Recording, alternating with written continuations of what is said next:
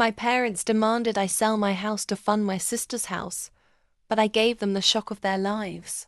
Some people think family means sacrifice, but sometimes family is just another word for entitlement. When my uncle left me his house, a gorgeous Victorian with ivy climbing the brick walls and a garden that smelled of lavender, I thought it was finally my chance at peace.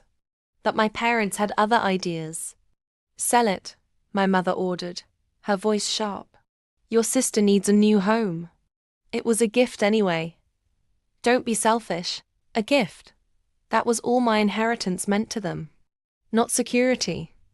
Not a lifetime of memories. Just a bargaining chip for my sister's comfort." I didn't argue. I didn't cry. Instead, I smiled sweetly and said, "Fine, I'll sell it." And I did. But not to the person they thought. A week later, I invited them over for what they assumed was a farewell dinner. My sister strutted in, smug as ever, already planning where her designer couch would go. My parents whispered excitedly about renovations. Then the doorbell rang. I opened it wide, and in walked the buyer, their worst nightmare. It wasn't some stranger with deep pockets. No. I sold the house to their ex-best friend, the woman they had betrayed decades ago, the one they cut off after a bitter business fallout. She now owned the very house they had been salivating over.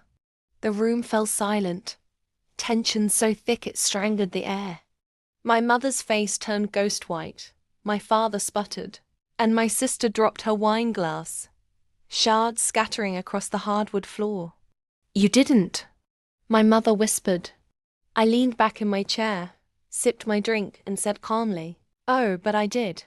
After all, it was a gift, wasn't it?" The buyer smiled wickedly, dangling the keys in front of them like a trophy. "And don't worry," she added, her voice dripping with mock sweetness. "I'll be inviting plenty of guests. Just never you." Their faces were priceless. Rage, shock, betrayal. Exactly what I endured for years.